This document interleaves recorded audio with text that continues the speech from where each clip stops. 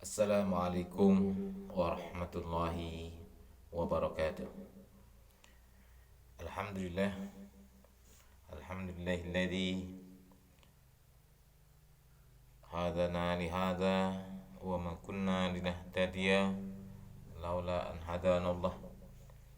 Laqad ja'at rasulu rabbina bil haqq wa nudu an tilkumul jannah uristumuha bima kuntum ta'malun.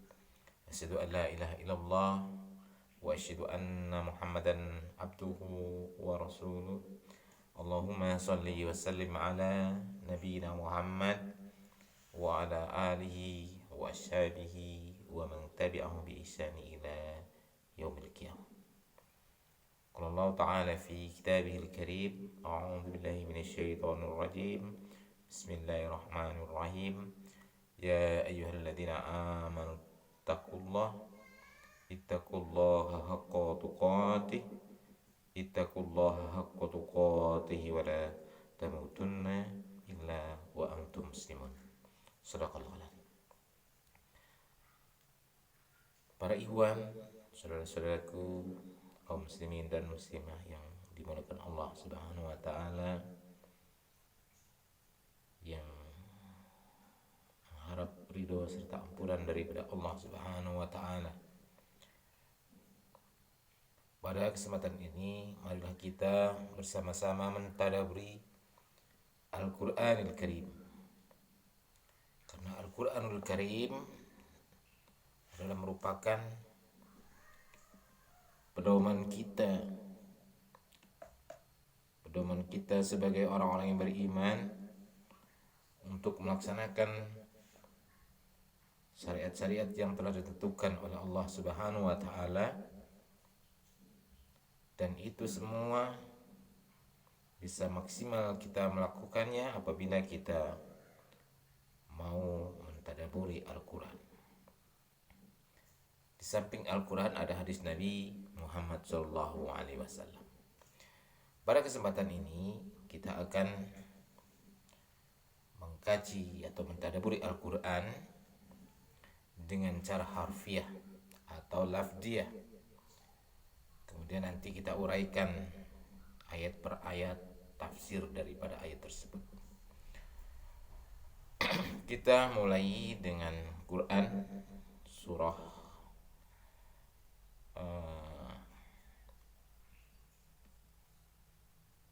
Al-Ikhlas ya.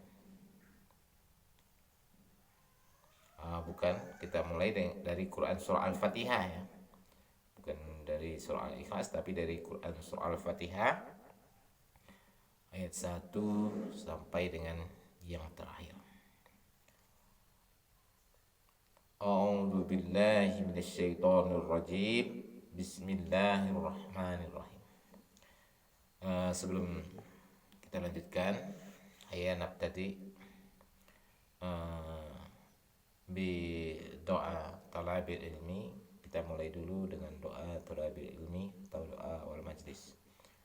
Rabbi zidni ilman, Allahumma anfa'ni bima 'allamtani wa 'allimni ma yanfa'uni warzuqni ilman yanfa'uni. Amin.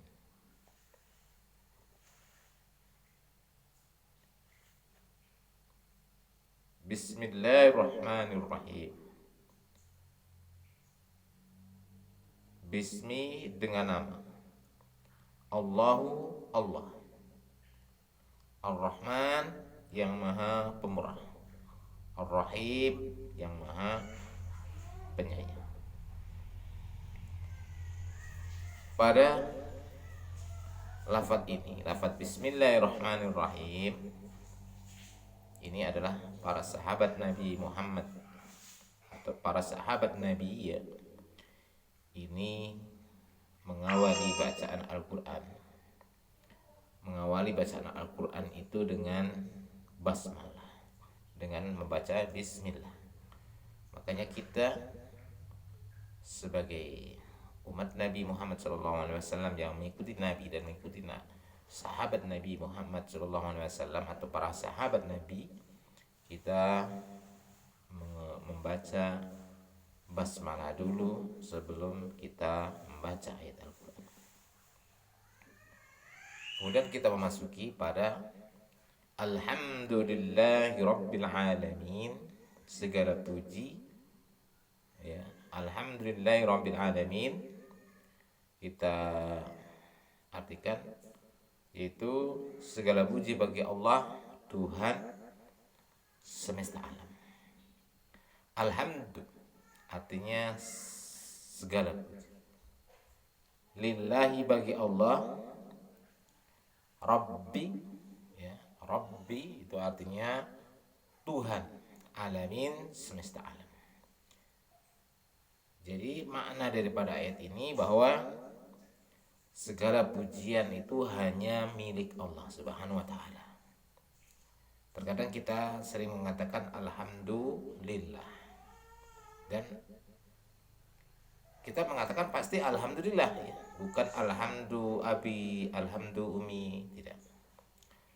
Terkadang kita mengucapkan alhamdulillah wa syukurillah. Segala puji bagi Allah dan segala syukur hanya untuk Allah. Jadi puji dan syukur itu hanya kita sanjungkan kepada Allah Subhanahu wa taala.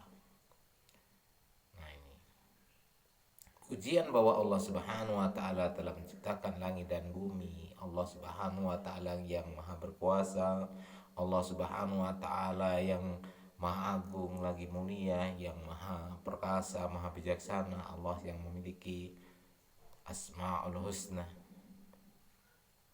Kemudian syukur terhadap Allah Subhanahu wa taala karena Allah Subhanahu wa taala telah melimpahkan nikmatnya kepada kita semuanya.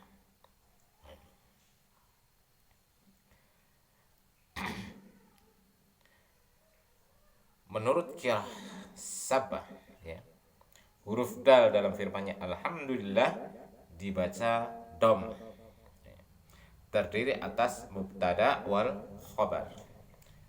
Kemudian diriwayatkan dari Sufyan ibnu Uyainah dan Rubah ibnu Al-Ajai, keduanya membacanya menjadi alhamdulillahi dengan huruf dal yang difathahkan karena menyimpan fiil. Ibnu Abi Ablah membacanya alhamdulillah dengan huruf dal dan lam yang didomahkan, keduanya karena yang kedua diikutkan kepada huruf pertama dalam harokat. Ia mempunyai syawahid atau bukti-bukti yang menguatkan pendapatnya ini, tetapi dinilai syaz atau menyendiri. Diriwayatkan dari Al-Hasan dan Zaid ibnu Ali bahwa keduanya membaca alhamdulillahi dengan membaca kasrah huruf dal karena diseragamkan dengan harokat huruf sesudahnya. Kemudian Abu Ja'far ibnu Jarir mengatakan bahwa makna alhamdulillah ialah segala syukur hanyalah dipersembahkan kepada Allah semata-mata, bukan kepada apa yang disembah selainnya, dan bukan kepada semua apa yang diciptakannya. Jadi pujian dan syukur itu hanya dipersembahkan kepada Allah Subhanahu wa taala. Kemudian Ar-Rahmanir Rahim. Ar-Rahmanir Rahim, yang Maha Pemurah lagi Maha Penyayang. Ar-Rahman Maha Pemurah, Ar-Rahim Maha Penyayang. Al-Qurtubi mengatakan sesungguhnya Allah ya, Allah Subhanahu wa taala mensifati dirinya dengan Ar-Rahman dan Ar-Rahim. Jadi sifat Allah Ar-Rahman dan Ar-Rahim itu karena Allah mensifati dirinya dengan Ar-Rahmanir Rahim, yang Maha Pemurah dan Maha Kasih Sayang. Dan kemurahan Allah Subhanahu wa taala kita dihidupkan, diberi kesempatan, umur yang panjang dan seterusnya. Dengan kemurahan Allah Subhanahu wa taala kita diberi rezeki yang banyak tak terhingga. Apabila kita disuruh untuk menghitung rezeki atau nikmat Allah yang diberikan kepada kita, kita tidak akan pernah dapat menghitungnya. Kemudian Ar-Rahim, kita mendapatkan Rahman dan Rahim Allah Subhanahu wa taala, mendapatkan kasih sayang Allah. Bagaimana kita mendapatkan kasih sayang? Yaitu mendapatkan rahmat daripada Allah Subhanahu wa taala. Mendapatkan rahmat daripada Allah Subhanahu wa taala ini terutama sekali adalah kelak kita menghadap Allah Subhanahu wa taala, kita dimasukkan ke dalam surga. Ini adalah atas dasar rahmat daripada Allah Subhanahu wa taala, atas dasar rahim daripada Allah Subhanahu wa taala. Kemudian selanjutnya Maliki Yaumiddin, yang menguasai hari pembalasan. Maliki Maliki artinya menguasai, ya. Yang menguasai atau yang merajai. Kalau kita sering mengatakan Malik itu raja, ya, dalam bahasa Arab Malik itu raja atau yang menguasai. Maliki yang menguasai. Yaumiddin, yaum artinya hari, din itu adalah hari pembalasan atau hari kiamat. Makanya kalau ada yang mengatakan yaumiddin berarti hari kiamat, hari pembalasan.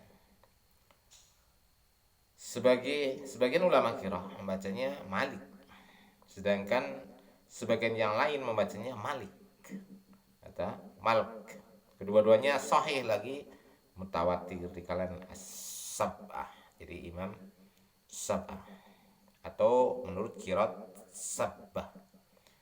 Kedua bacaan tersebut Maliki dan Maliki, Malaki dan Maliki masing-masing mempunyai penduduknya tersendiri ditinjau dari segi maknanya. Kedua bacaan tersebut sahih lagi baik.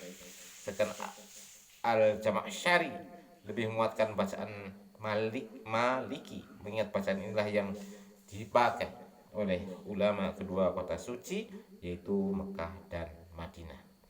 Dan karena firman Allah Subhanahu wa taala, limanil mulku yauma, kepunyaan siapakah kerajaan pada hari ini. Quran surah Al-Ghafir ayat yang ke-16. Kemudian qaulul haqqu walahul mulk, dan benarlah perkataannya dan di tangan kekuasaannya lah segala sesuatu. Quran surah Al-An'am ayat yang ke-73.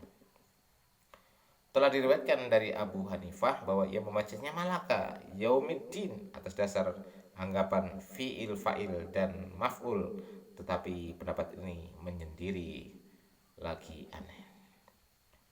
Ya, kemudian banyak ya para ulama Sabah yang mendefinisikan cara bacanya begini dan begitu. Nah, ini selanjutnya bisa dikaji lebih dalam pada kesempatan ini. Setelah Ar-Rahman Ar-Rahim, yaitu Iyyaka na'budu wa iyyaka nasta'in, hanya kepada Engkaulah kami sembah dan hanya kepada Engkaulah kami mohon pertolongan. Iyyaka, kepadamu, maksudnya kepada Allah. Na'budu, kami menyembah. Wa iyyaka, dan kepadamu Allah. Nasta'in, kami mohon pertolongan. Jadi hanya kepada Allah Subhanahu wa taala kita menyembah sebagai makhluk ciptaannya yang lemah, yang tiada berdaya, yang tiada daya dan kekuatan, hanya pertolongan daripada Allah Subhanahu wa taala. Tidak pantas kita menyembah selain Allah Subhanahu wa taala. Karena Allah Subhanahu wa taala yang hak. Allah Subhanahu wa taala yang berhak untuk disembah karena Dia adalah Khaliq yang menciptakan kita. Sedangkan kita semua adalah makhluk ciptaannya. Manusia adalah makhluk ciptaan Allah Subhanahu wa taala, di samping makhluk-makhluk yang lain yang ada di jagat raya ini. Jadi hanya kepada Allah iyyaka na'budu wa iyyaka, dan hanya kepada Engkau ya Allah, ya, nasta'in, kami mohon pertolongan. Memohon pertolongan kepada Allah Subhanahu wa taala. Kita berdoa karena kita tidak punya kekuatan, tidak punya daya dan kekuatan, hanya pertolongan daripada Allah Subhanahu wa taala. Kita meminta diberi rezeki, meminta diberi kesehatan, meminta diberi kelapangan, dijauhkan dari segala macam bala, dijauhkan dari segala macam bencana, dijauhkan dari segala macam kemungkaran. Semuanya kita meminta kepada Allah Subhanahu wa taala. Nah, ini karena Allah ya, ini adalah tempat untuk apa? Untuk disembah. Jadi Allah itu dia yang berhak untuk disembah, dan hanya kepada Allah Subhanahu wa taala kita memohon pertolongan. Ya, kalau kita minta tolong kepada manusia yang lain boleh minta tolong. Tetapi memohon pertolongan yang inti daripada pertolongan yang membimbing kepada jalan kehidupan yang benar, yang lurus, minta pertolongan agar terhindar dari neraka dan kita dimasukkan dan ke dalam surga, itu hanya kepada Allah Subhanahu wa taala. Qira'ah sabah ya, dalam qira'ah sabah dan jumhur ulama membaca tasdid huruf ya yang ada pada iyyak. Jadi iyyak. Sedangkan Amr ibn Fayyid yang membacanya dengan tahfif ringan. Iyyaka ya, ada tahfif iyyaka. Yakni tanpa tasdid seperti dengan kasrah. Tetapi qiraah ini dinilai syaz, lagi tidak dipakai karena ia artinya cahaya matahari. Sebagian ulama membaca ayyaka, sebagian yang lainnya lagi membaca hayyaka dengan memakai ha seperti ganti hamzah sebagaimana yang terdapat dalam ucapan seorang penyair.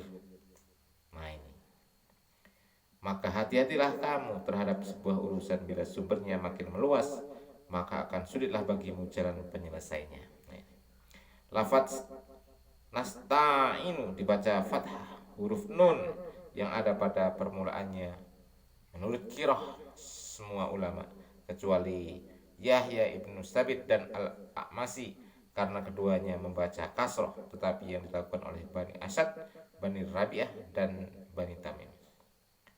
Al-ibadah menurut istilah bahasa berasal dari makna az-zullah, artinya mudah dan taat. Dikatakan tarakun mu'abbadun, artinya jalan yang telah dimudahkan atau telah diaspal. Dan ba'irun mu'abbadun artinya unta yang telah dijinakkan dan mudah dinaiki, tidak liar. Sedangkan menurut istilah syara yaitu sesuatu ungkapan yang menunjukkan suatu sikap sebagai hasil dan himpunan atau dari himpunan kesempurnaan rasa cinta, tunduk dan takut dan seterusnya. Nah, ini. Kemudian kita teruskan ya pada ayat yang ke-6, ihdinas syiratal mustaqim, tunjukkanlah kami kepada jalan yang lurus. Ihdina, tunjukilah kami. Kalau ihdi tunjuki, na kami. Syiratal, jalan, mustaqim yang lurus. Jadi tunjukilah kami jalan yang lurus. Siapa yang meminta ditunjuki kepada jalan yang lurus ini? Yaitu kita semua. Kita sebagai manusia, kita sebagai makhluk ciptaan Allah Subhanahu wa taala, kita minta ditunjuki kepada jalan yang lurus. Apa itu jalan yang lurus? Jalan yang lurus adalah jalannya para nabi. Jalan yang lurus adalah jalannya Nabi Muhammad SAW ya, dan para sahabatnya. Jalan yang lurus adalah jalannya orang-orang yang beriman, jalannya orang-orang yang taat, jalannya orang-orang yang mengamalkan Al-Quran dan sunnah Nabi Muhammad SAW. Maka kita mengikuti jalannya orang-orang yang lurus tadi. Kita minta ditunjuki kepada jalan yang lurus. Jalan yang lurus adalah jalan yang diridhoi Allah Subhanahu wa taala.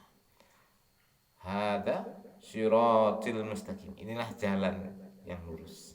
Jalan yang lurus itu sumbernya dari mana? Sumbernya dari Al-Qur'anul Karim. Nah, jalan itu adalah sumbernya dari Al-Qur'anul Karim. Makanya kita mentadaburi Al-Qur'an agar supaya kita mendapatkan jalan yang lurus. Jalan yang lurus adalah jalan yang diridhoi oleh Allah Subhanahu wa taala. Nah, Selanjutnya, syuratul ladzina an'amta 'alaihim, yaitu jalannya orang-orang yang telah kau beri nikmat atas mereka, khairil maghdubi 'alaihim, bukan jalannya orang-orang yang telah engkau marah, engkau engkau yang dimurkai, ya, dimurkai Allah Subhanahu wa taala, alaihim atas mereka, waladhdallin, dan bukan pula jalannya orang-orang yang sesat kesasar. Lafziannya bagaimana? Syurata, jalan, alladzina, yaitu jalannya orang-orang yang an'amta, telah engkau beri nikmat, alaihim atas mereka, khair, bukan, maghdubi, orang-orang yang telah kau murkai, alaihim atas mereka, wala, dan bukan, waktu tidak, dan la tidak, dhalin, yaitu yang sesat kesasar. Ihdinas siratal mustaqim sampai akhir surat. Maka Allah berfirman, ini untuk hambaku, dan hambaku apa yang dia minta.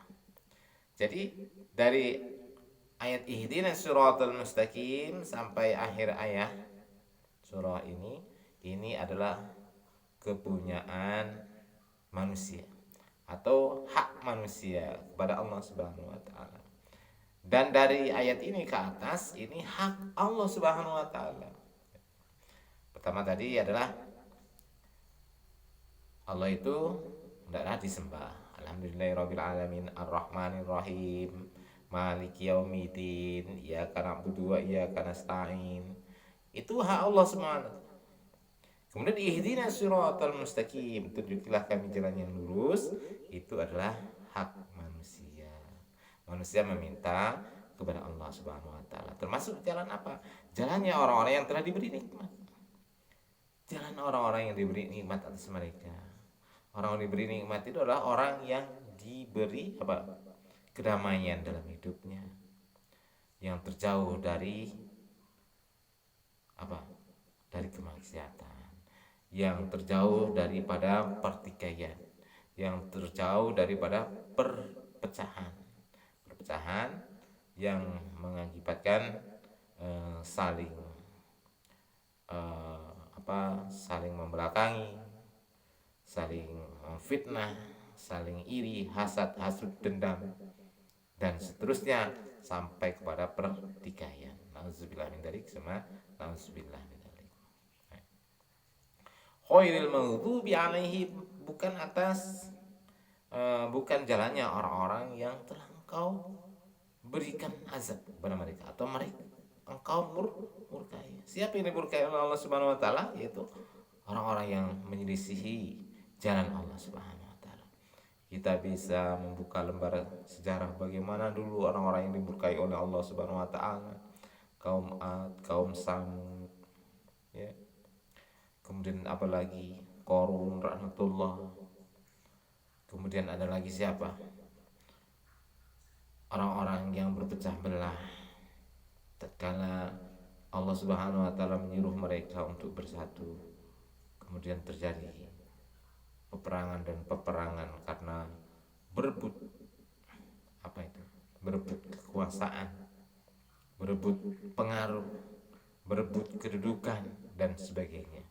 Padahal semuanya adalah amanah daripada Allah Subhanahu wa taala. Dalam menjalankan roda kehidupan ini, tatkala kita menjadi seorang pemimpin dan seterusnya, itu adalah merupakan anugerah daripada Allah Subhanahu wa taala. Terutama sekali dalam ruang lingkup kehidupan orang-orang yang beriman. Tatkala kita menjadi umarah, tatkala kita menjadi pemimpin bagi orang-orang Islam di kalangan muslim, itu merupakan suatu keistimewaan yang diberikan oleh Allah Subhanahu wa taala kepada orang tersebut, dan patut disyukuri, tetapi tidak untuk diperebutkan, apalagi kita meminta untuk diamanati menjadi seorang pemimpin. Atau kita memproklamirkan diri kita untuk menjadi pemimpin orang-orang muslim, itu tidak seperti itu. ada contoh daripada para sahabat Nabi Muhammad SAW, dari Abu Bakar, dari Umar, dari Utsman, dan dari Ali radhiyallahu an, yang mereka tidak memproklamirkan diri, tetapi mereka ditunjuk oleh umat. Kemudian selanjutnya ya, sudah ya, sudah.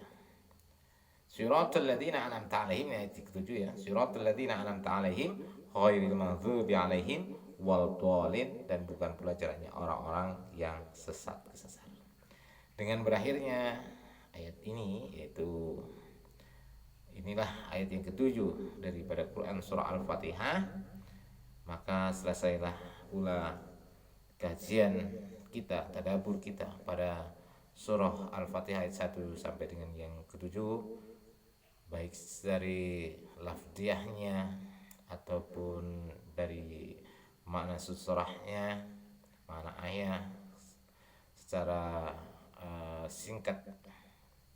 Mudah-mudahan bermanfaat untuk kita bersama, dan sampai berjumpa lagi pada kajian-kajian berikutnya dari ayat-ayat Al-Qur'anul Karim, dan juga nanti kita disertai dengan hadis-hadis Nabi Muhammad SAW. Semoga bermanfaat.